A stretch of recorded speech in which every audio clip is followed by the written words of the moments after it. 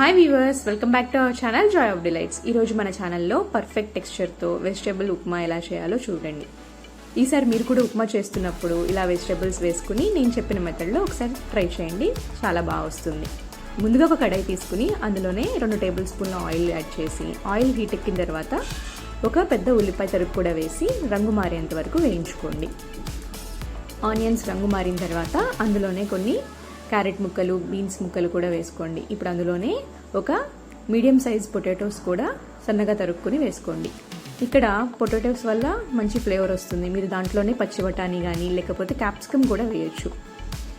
ఇప్పుడు అందులోనే ఒక టేబుల్ స్పూన్ వరకు జింజర్ గార్లిక్ పేస్ట్ వేసి పచ్చివాసన పోయేంత వరకు వేయించుకుని 2 పెద్ద టమాటా తరుగు కూడా వేసుకోండి. మొత్తం ఒకసారి కలుపుకొని ఇక్కడ నేను కొంచెం పసుపు కలర్ఫుల్గా ఉంటుందని వేసుకున్నానండి. పిల్లలకి కలర్ఫుల్గా ఉంటే ఇష్టంగా తింటారని.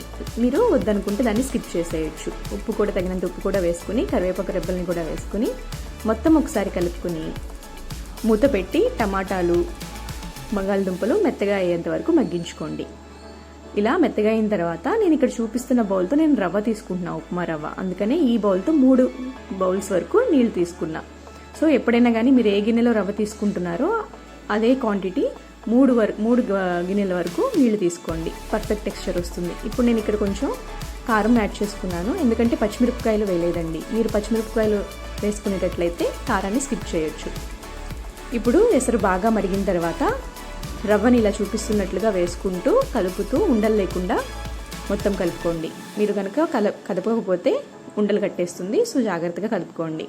తర్వాత మూత పెట్టి మీడియం ఫ్లేమ్లో ఒక 7 మినిట్స్ వరకు నేను మగ్గించాను. అప్పుడు టెక్స్చర్ చూడండి ఎంత పర్ఫెక్ట్గా వచ్చిందో. ఎక్కువ జారుగా కాకుండా అలానే ఎక్కువ టైట్గా కాకుండా చాలా బాగా వచ్చింది. మీరు కూడా ఈసారి ఉప్మా ఇలా ట్రై చేయండి. మీకు ఎలా కుదిరిందో నాకు కమెంట్ బాక్స్లో తప్పకుండా తెలపండి. Thank you for watching.